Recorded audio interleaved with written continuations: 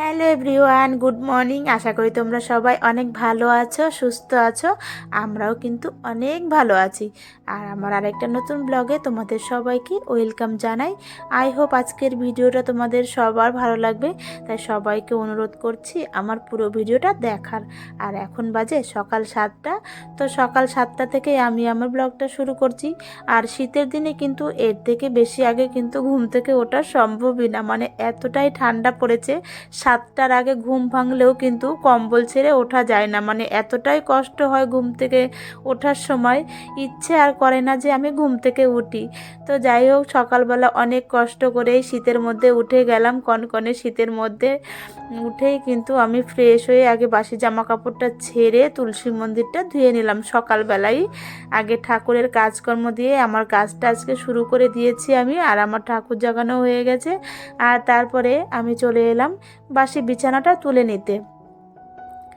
কারণ সকালবেলা দেখবে এই কাজগুলো আমাদের প্রত্যেক দিনই থেকেই যায়। এই যে ঘর ঝাড় দেওয়া, বাসি বিছানা তোলা, এই সমস্ত কাজগুলো কিন্তু থাকবেই আমাদের। তো এই কাজগুলোই সবার ফার্স্টেই করে নিই আমি। আর ঘরের কাজ আগে শেষ করে তারপরে ভাবছি আজকে বাইরের কাজকর্ম করব। বাইরের কাজের মধ্যে শুধু আমি তুলসী মঞ্চটাই ধুয়ে চলে এসেছি, আর কিন্তু কোনো কাজ হয়নি আমার। মানে এত ঠান্ডা না, ইচ্ছে করে না যে আমি বাইরে যাই একটু। তো তারপর ছাদে চলে এলাম একটু পাখিকে খেতে দিতে। তোমাদের দাদা ভাইও দেবে, আমি আগে দিয়ে নিচ্ছি, তারপর ও দেবে। আর মানে পাখিগুলো এতটাই চালাক, ওরা কিন্তু সামনে আসছে না। কেন বলো তো?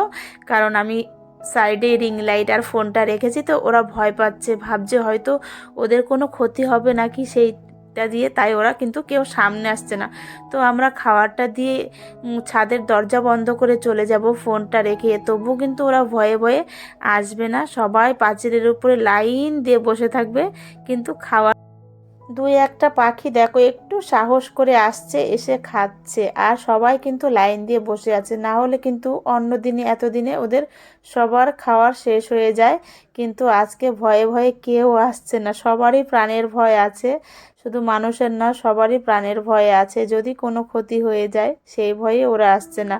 তো যাই হোক, পাখিদের তো খাওয়া দাওয়া হয়ে গেল। তারপরে আমি আবার ছাদে চলে এলাম। কালকের কিছু জামা কাপড় ছিল, সেগুলোই মেলে দিতে। মানে সকাল সকাল এত সুন্দর রোদ্দুর দিচ্ছে না এই কদিন।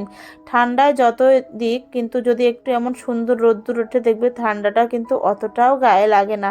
সত্যি এই দুদিন থেকে এমন সুন্দর রোদ্দুর দিচ্ছে, মনে হচ্ছে যেন গরমের দিনটা চলে এলো, মানে গ্রীষ্মকাল চলেই আসবে, আর বেশি দিন বাকি নেই।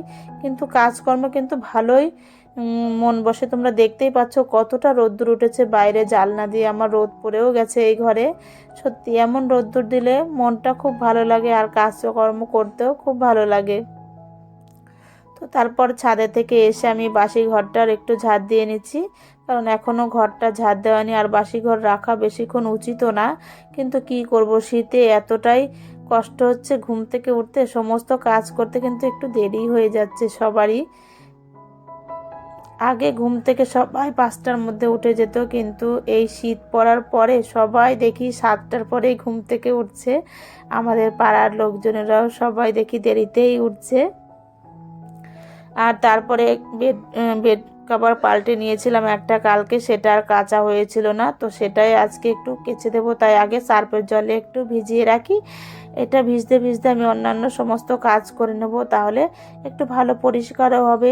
যতক্ষণ ভিজবে এগুলো ততক্ষণ আমার অনেক কাজ হয়ে যাবে।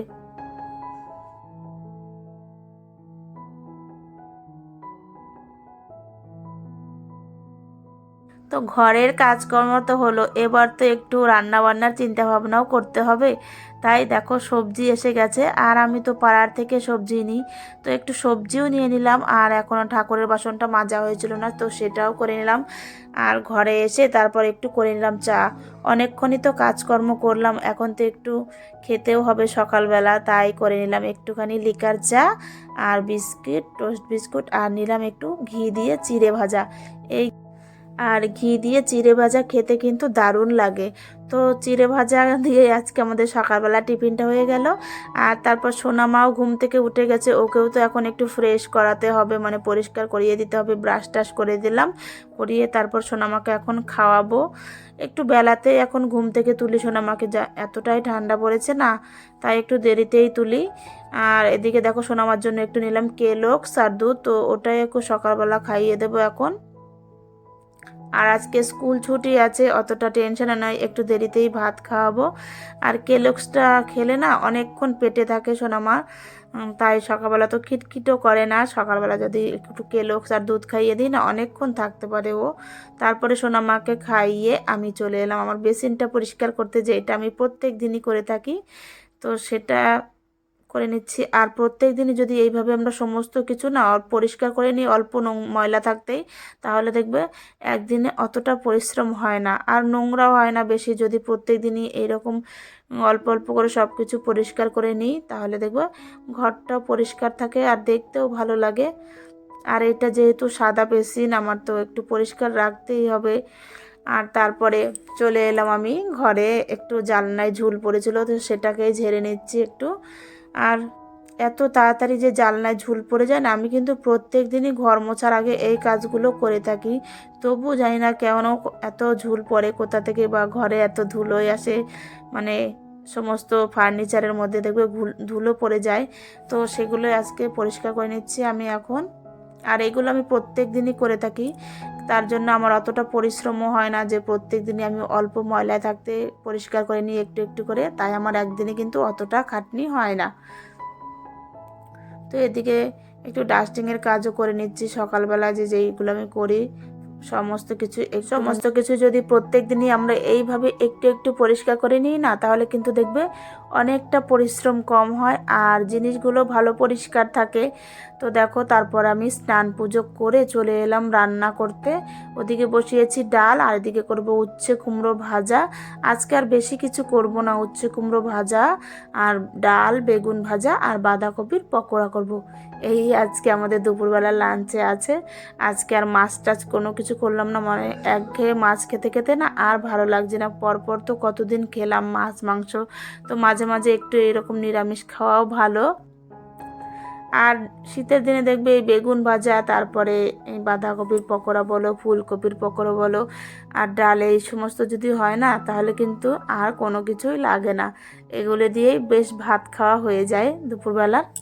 তো এদিকে বেগুন ভাজা করে নিচ্ছে, আর বাঁধাকপির পকোড়া করব বলে একটুখানি বেসন, চালের গুঁড়ো আর নুন, হলুদ, নুন আর একটু লঙ্কার গুঁড়ো সমস্ত কিছু দিয়ে ভালো করে বাঁধাকপিটা এখন মেখে নেব। বাঁধাকপিটা কিন্তু আমি আগে নুন মেখে রেখেছিলাম, তো নুন জলটা ফেলে দিয়েছি। আর এদিকে বসিয়েছি ভাত।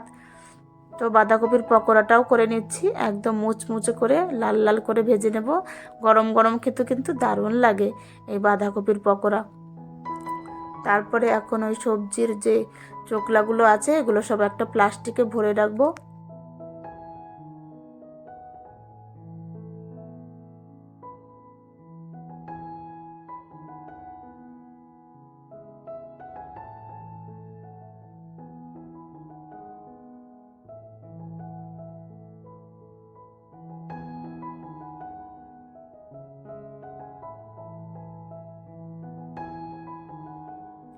আর দুপুরবেলা রান্না বান্না শেষে আমরা খেতেও বসে গেছি।